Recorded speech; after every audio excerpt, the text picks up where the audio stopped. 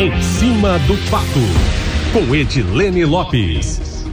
Edilene, com a pauta cheia no Congresso Nacional, o presidente da Câmara, Arthur Lira, e o ex-presidente do Senado, Renan Calheiros, estão em pé de guerra, hein? Qual que é o motivo desse embate? Bom dia para você.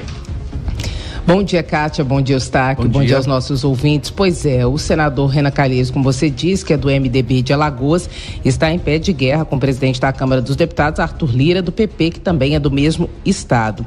Ontem à noite, Renan Calheiros fez um tweet dizendo o seguinte: triste exemplo, Lira é caloteiro, costuma não pagar o que deve, pior, desvia dinheiro público e bate em mulher. Deu uma surra de 2 horas em Juliene, a ex-esposa e mãe de seus filhos. Confesso que aprovei a Lei Maria da Penha pensando em punir meliantes como ele, disse Renan Calheiros no Twitter ontem à noite. Essa dívida seria uma dívida por compra de gado em Alagoas que a equipe de Renan Calheiros negou na sequência desse tweet. E eu procurei Arthur Lira para que ele respondesse sobre esse tweet, essa declaração pública de Renan Calheiros, que já foi presidente do Senado Federal por mais de uma ocasião.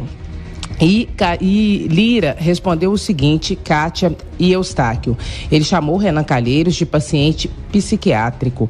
Ele disse assim, abre aspas, eu já afirmei que o problema do senador Renan é psiquiátrico. Para ele será mais um processo na justiça e mais uma condenação, disse Arthur Lira sobre a declaração de Renan Calheiros, que o chamou de caloteiro, e disse também que ele agride mulheres. O que está por trás dessa briga que parece que surgiu do nada na internet? Não surgiu do nada, Kátia e Eustáquio. Por trás dessa briga está eleições. Em 2026, ambos devem ser candidatos ao Senado em Alagoas e a briga, todo mundo sabe, começa agora. Uma eleição começa assim que termina a outra. Há informações de que nos bastidores Arthur Lira teria trabalhado inclusive para que Renan Calheiros não participasse ativamente da CPMI do 8 de janeiro para que não tivesse protagonismo como teve na CPI da pandemia e pudesse chegar mais forte em 2026. Esse é o contexto dessa briga pública entre duas figuras públicas relevantes, uma que preside a Câmara Federal e outra que presidiu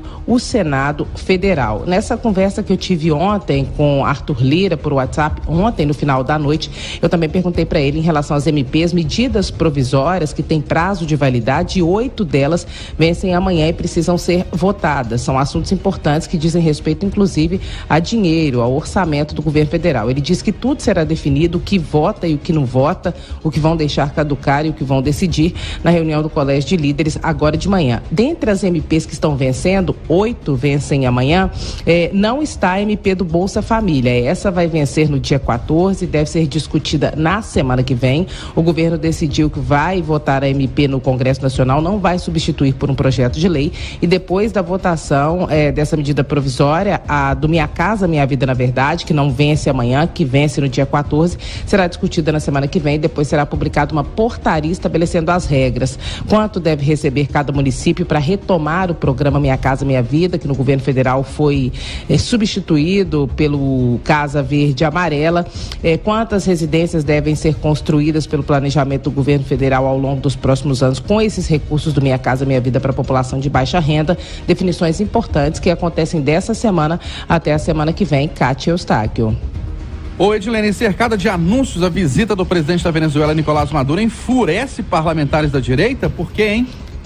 Enfurece, Eustáquio. Nós sabemos que a base bolsonarista é totalmente contrária ao governo atual da Venezuela, chamado de comunista, e segundo muito defende a base bolsonarista responsável pelo caos, pela tragédia social que acontece na Venezuela, inclusive com a vinda de muitos venezuelanos que são recebidos aqui no Brasil, e também o empresariado é crítico desse governo da Venezuela e também do governo brasileiro, que nos anos anteriores concedeu empréstimos do BNDES para investimentos na Venezuela, e os empresários brasileiros afirmam que esses recursos devem ficar no Brasil para a construção de obras e para a infraestrutura aqui. Citam de forma recorrente o metrô de Belo Horizonte, que eles defendem que deveria ter tido recursos para as melhorias, enquanto o dinheiro foi para países vizinhos como a Venezuela. Então foi e é cercada de muita polêmica essa visita, que começou ontem. Maduro chegou antes de outros presidentes sul-americanos que vieram para o encontro da Unasul, que é uma congregação que reúne presidentes presidentes da América Latina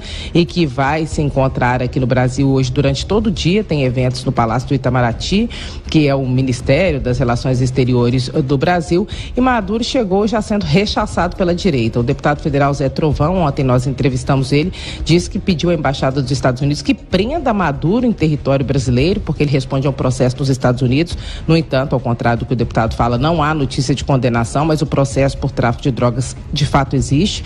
Na época do Donald Trump, ele acusou o governo venezuelano de participar de tráfico de drogas junto com as Farc, que é colombiana, e essas acusações, elas existem, então, com base nisso, pediram aos Estados Unidos que prenda Maduro no Brasil, e Zé Trovão foi além, chamou o Lula até de gagá e falou que ele deve ser afastado do governo, e um dos motivos tem a ver com essa relação que o Brasil tem com a Venezuela. No meio dessa confusão toda, Nicolas Ferreira falou que é ditador fóbico, ou seja, contra o presidente da Venezuela.